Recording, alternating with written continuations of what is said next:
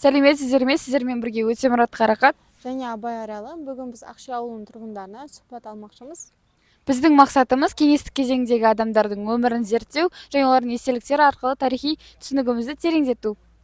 Менің бірінші қоятын сұрағым, сіз армия туралы не айтасыз?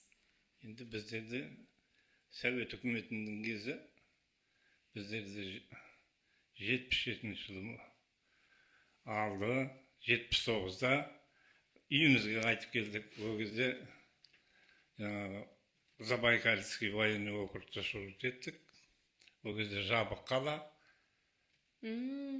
Қазақстанда емес пе? Жоқ, ол кезде ол біздің қаламыз картада да жоқ. Ол жасырын қала. Сондықтан ол кездегі біздердің немізде ешкім таба алмайды. Біз картада жоқ қалада Служить еткен. әскерлік борышымызды атқардық. Бірақ қазір ол картада бар, город Краснокаменск деп айтылады. Все? Рахмет. Сәлеметсіздер ме? Сіздермен бірге Арайлымның әжесі Айсұлу және мен Қарақат. Біз бүгін осы респондентімізден сұрайтын сұрағымыз, кеңес дәуіріндегі дүкендердің жағдайы қандай болды және де кезекке тұру жиі болды ма? Кезекке тұру жиі болған жоқ, ол деген 1-2 жыл бір сондай болды, бір кезекке тұрып сабын алып, кезекке тұрып қант алып, май алып, бірақ ұзаққа созылған жоқ. Бірақ ол кезде де магазинде бәрі болатын. Қаймақ та болатын, қант та болатын, май да болатын, шай да болатын. Осым ет те болатын, осықанда қиыншылық көп болған жоқ. Арасында 1-2 жыл сондай болды, бірақ о заманында өттік қой, Құдайға шүкір. Иосиф Сталинге осы жастардың және де оған дейінгі поколениялардың қарым-қатынасы қандай болды? Және осы уақытқа дейін олардың Иосиф Сталиннің суреттері әрбір үйде болғаны рас па? Иә, рас. Біз ол кезде бала болатынбыз, кішкентай оқушы болатынбыз, 3-4 класс, бірақ біздің әке-шешеміздің үйінде Иосиф Сталиннің портреті ілулі тұратын.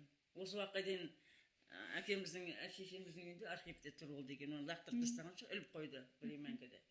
Иә, ол кезде ол кісіні сыйлайтын, барлығы ешқандай ол кісі туралы жаман ешнәрсе айтқан жоқ. Барлық жерде ол кісіні құрметтеп қадірлейтін. Әрбір үйдің төрінде сол кісінің портреті тұратын шыны керек. Сәлеметсіздер ме? Бұл біздің 3-ші респондент, менің көкем.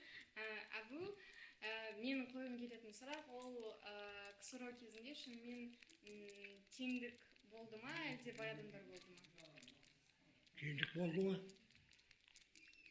Бәрі бірдей болды. Бай адамдар көп болды ма? Жоқ, байлар жоқ болды. Бірақ ол кезде қойлар, сиырлар болды ғой көп. Көп болды ба. Азайып қалды, қойды, сиырды, жылқыда, түйеді. Сол кезі туралы қандай хабарыңыз бар? Тыл кезінде біздің атамыз бен әжеміз жұмыс істеген военный заводта қару-жарақ шығарған, оқ, дәрі барлығын шығарған. Мінекей мына біздің әжеміздің несі, медальдар, әне жерде де бар сақталған медальдары.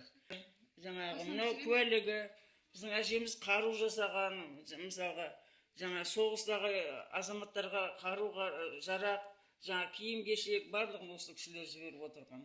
Атамыз да сол жақта қанша жыл соғыста болып, атамыз аман есен еліне оралған. Мінекей мынау военный билеті атамыздың, мынау да военный билеті мінекей атамыздың. Осы уақытқа дейін сақталып, бұл бізде архивте, өзімізде үйде. Мінекей мынау атамыз, мынау әжеміз. Осы военный билет дейді, ол кезде байдың балалары өздерінің балаларына ауыстырып соғысқа жіберген моменттер болды ма? Иә, ондай болды ғой, мысалы, байлар балаларын жібермеймін деп, орнына кедейдің балаларын жіберіп, өз балаларын қойып, кедейдің балаларын соғысқа өз балаларын орнына жіберген, қашып жүрген байлардың бір. Ондай жағдайлар көп болды ғой ол кезде.